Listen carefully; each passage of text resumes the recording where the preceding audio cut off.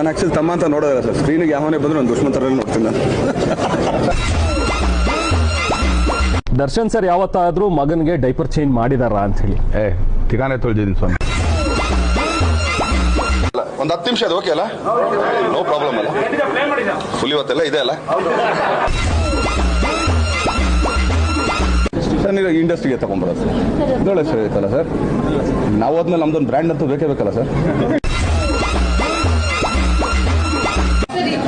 ಬಂದೇ ಹೇಳ್ತೀನಿ, ಬೇಜಾರು ಮಾಡ್ಕೋಬೇಡ್ರಿ. ಇನ್ಮೇಲೆ ಆಕ್ಚುಲಿ ದರ್ಶನ್ ಬೆಳಗ್ಗೆ ಎಷ್ಟೊತ್ತಿಗೆ ಹೇಳಬೇಕು, ದರ್ಶನ್ ಏನೇನು ತಿನ್ನಬೇಕು, ಯಾರು ಫೋನ್ ಎತ್ತಬೇಕು, ಯಾರು ಫೋನ್ ಎತ್ತಬಾರ್ದು, ಯಾರ ಜೊತೆ ಫ್ರೆಂಡ್ಶಿಪ್ ಮಾಡಬೇಕು ಮಾಡಬಾರ್ದು, ರಾತ್ರಿ ಅವ್ನು ಹೆಂಡತಿ ಪಕ್ಕದಲ್ಲಿ ಮನಗ್ಬೋದಾ ಮನಗಬಾರ್ದ, ಚಾನಲ್ ನೀವು ಡಿಸೈಡ್ ಮಾಡ್ತೀರಮ್ಮ.